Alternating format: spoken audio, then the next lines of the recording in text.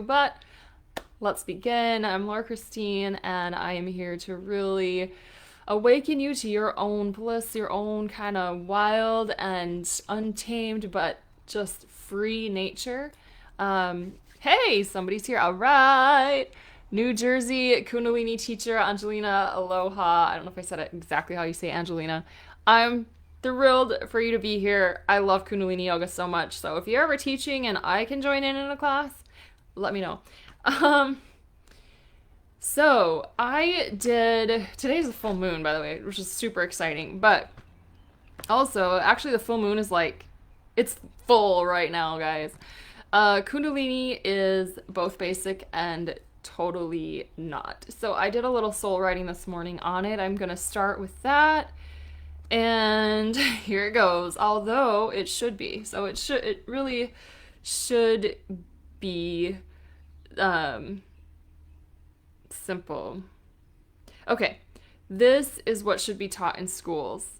Do you agree with me, Angelina? Uh-huh. You should teach this in schools. Whole totally different world. Kundalini is the active life force of creation and of freedom and of being fully alive. It is dormant in every single human. Every single 7 billion plus of us, 7 trillion, billion plus of us. Pardon the noise.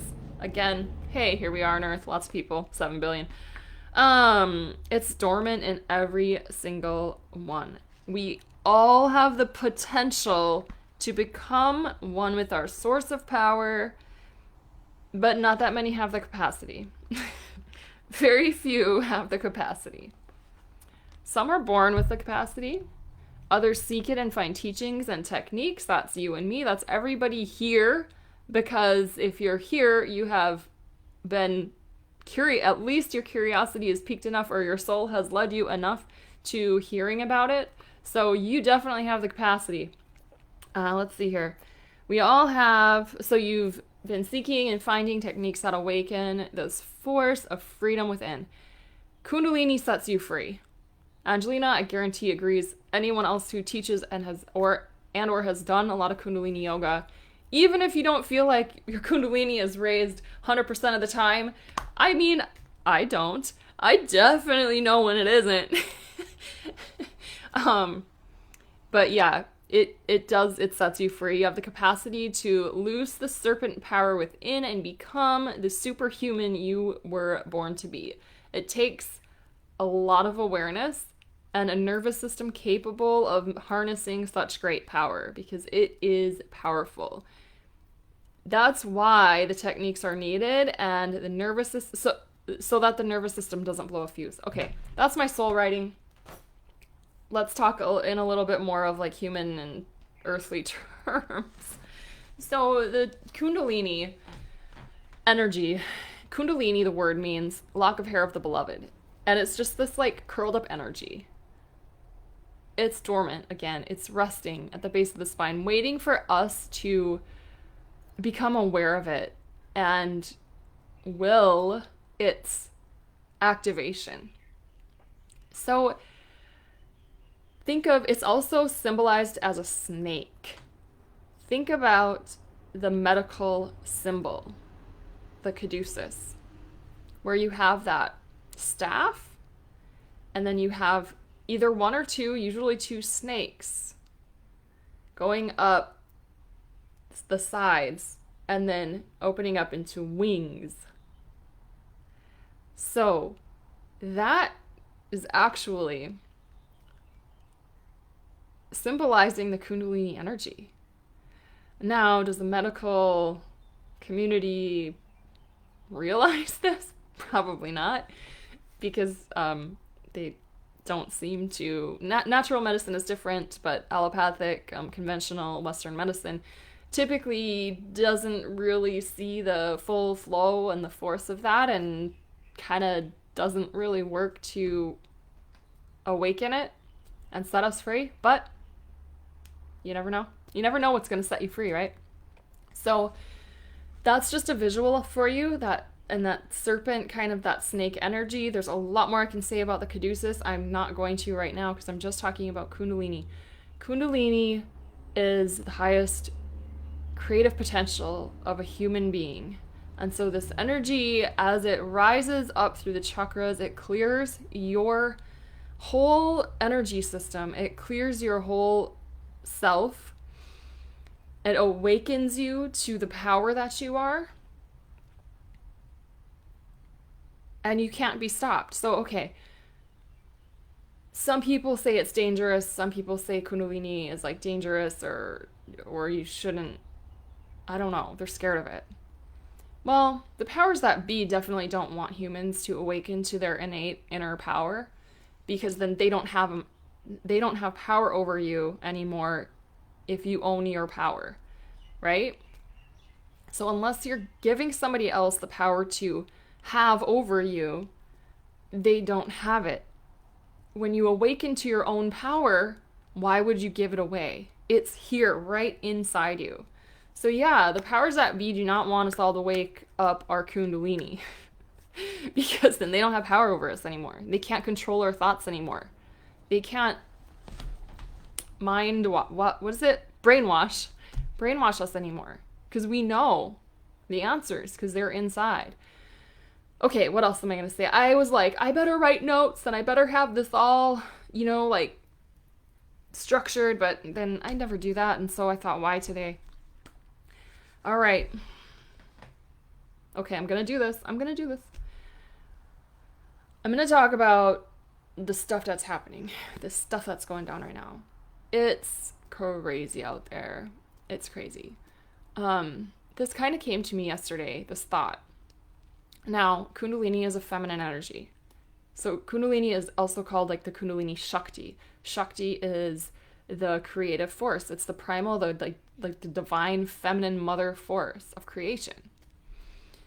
And we have been squishing and squashing and squandering and oppressing that all over this earth for much, much, much too long, as we know. Now, the tendency is to let that rise up and then just squash the masculine instead, because it's like not fair, right? We've been I say we've just because I'm a woman, but the feminine has been squashed for so long that now it's just like the feminine wants to just rise up and go boom, but that's not really a feminine thing to do because even in a lot of the I'm going on tangents. Even in a lot of the feminine like movements, it's still kind of masculinely driven because that's just the pattern that we are completely conditioned to. But anyways, my point is, it's not about the feminine rising up and then, I'll use my left hand, the feminine rising up and then squashing the masculine. It's about, here's the masculine, the feminine's been down here, let's bring it up to level. That's what it's about. And look at the symbolism right now in the US. The Black Lives Matter movement is huge, and I'm not discounting any of this because any oppression is awful. Yin and yang are feminine and masculine, right? Yang is the white in the yin yang, and yin is the black.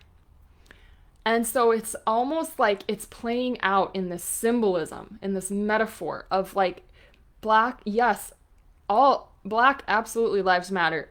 All lives matter. Black lives do definitely matter. And saying all lives matter does not mean like we're discounting the crap that's been going on. Like it has. Unfortunately, the division that we maintain and we continue to maintain is this Illuminati and these people in power, these powers that be that don't want us to know what Kundalini is and don't want us raising it because then we have our own power. They want us to keep dividing, and we are doing a good job of that as a whole.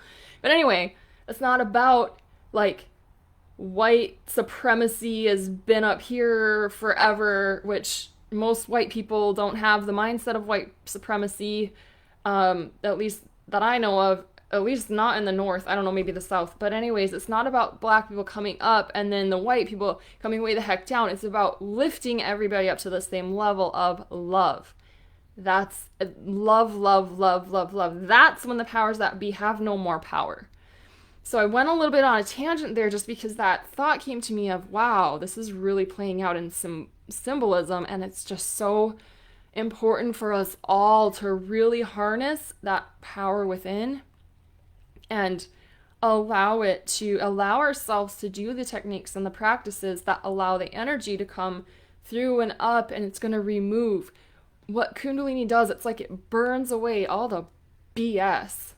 I would say a different word, but it's Facebook, they don't like that. So it just burns away what is not truth from you. So it burns away the thoughts about doubts, about inferiority, about being timid and quiet and not speaking. When you have light and love to say, it just takes that out of you and you brighten up. You become radiant. That's why I have Radiant Leader Circle. That's why I have Radiant Warrior Academy, which is going to change the name because I don't feel it anymore. I feel it's more of a flow. It's a wildness. It's a bliss. It's a but I'm gonna let that word and the words come to me rather than, as I've always done, try to force it with my mind, because that never works. But that is why I use the word radiant. It gives you this radiance, this attractive force is what this Kundalini energy does. And like I said, when you condition your nervous system, because your nervous system needs to be very strong for the Kundalini to be able to activate and to do all the clearing, because as it clears, you are faced with the stuff that it's clearing. The stuff that's not true, but the stuff that has been held as beliefs within you for a long time. And we all know that this is just kind of how the brain is set up. When you have a belief and you are set in that belief, it's really hard to change it. It's called cognitive dissonance, where you actually are going to fear when you're faced with something different than what you've believed for a very long time. These hard, fast beliefs. But they're not true. These unworthiness, this self-doubt, these money blocks, the things that people, when they come into this group, it's usually, I need better boundaries because you're a people pleaser or whatever it is. Money blocks, self-doubt and then willpower are the main ones that we are all so similar, that we all struggle with. And what happens when you let the Kundalini rise, when you start to condition your body and this nervous system to allow that Kundalini energy to activate within you, it's going to show you all these beliefs that you have about your self-doubt and about your unworthiness, and you're going to see them, and it takes a strong system to say, oh, right. No, that's not true. This is true. This light is true. That's coming through. That's what's truth. We say Sat Nam all the time. Sat Nam, Sat Nam, Sat Nam. I am truth. I am truth. I am truth. I am truth. Remember that. I am truth. That is who and what you are. You are truth. And anything that doesn't feel good and light and free is not truth. And it's not you. Anyway, that's why I do Kundalini yoga. That's why I love it. That's why I love to teach it. I'm honored beyond to share it. So yeah, Kundalini energy is a specific, super potent, feminine, creative, flowing energy that just destroys what is not you. So you wake up to your own greatness, to your own radiance, to your own light. You know who you are. And nobody can tell you otherwise. You see that we are all one. Okay. I think I kind of got it. So, if you have questions, please ask me. I'm really, really good with if people ask me questions. I just feel like I'm a better speaker if people ask me questions. So please, please contact me if you do have questions and let me know. And if you are looking at gosh, I want to condition my nervous system and my body to let this energy rise so that it rises and I'm just free and I'm light and I'm feeling like everything is working out for my best. Because even in this crap show that's going on right now, My agreement with myself this year was everything is working out for my highest and best. And I hold that, and I hold that thought, and sometimes it slips, and then I know it slips, and then it's like, oh yeah, wait, no, it's okay, it's for my highest and best. That's the kind of life that you can have. So if you're looking like, oh gosh, I want to do that, and I have one more point to say because I put it in the thing, so don't let me forget. Elsie, don't forget. Okay, but you have a community available to you in Radiant Warrior Academy. Like I said, I'm going to change the name because that sounds too masculine to me right now. But we really do like a deep dive into this Kundalini energy. I have a weekly class, a monthly master class, and just like other exercises, and again, a community. And you have me to really help you let go of the trash and let that Kundalini really shine and be that bliss in that blissful place. One more point is life different when Kundalini rises.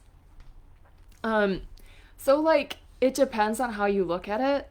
Your life, the stuff doesn't. I mean, it's the same. It's not like your Kundalini rises and then you're not a human anymore. You still do the dishes and you still go to work and you still clean your house or whatever. But your perception is completely different. So your perception creates your world, right? So yeah, your world does change, even though it doesn't change. Does that make sense? Maybe you have to experience it to understand it too. Fully realize that. So if you're looking for a place to really dive in more deeply to this energy and this mysterious kind of, and just like this bliss, let me know, because there's a place for you there. And I'm so excited to share this, and I hope that I answered some questions you might have had or shed some light on something that's happening. Stay in love. If you feel yourself getting angry or resentful or guilty or shameful, just know that like it's completely natural to feel any of the feelings that we feel as humans, and let it move through you so that you can again become that light and that love. I mean, you never stop being that light and that love, but you step forward in that, and then you voice yourself in that, and not in the fear, and not in the ego, and not in the shame or the discomfort or the resentment, because that is still dividing us. The only thing that will not divide us is love. So keep that in mind as you move through your day, and just send out the light. You are light, you are love. Satnam, Satnam, Satnam, we are truth.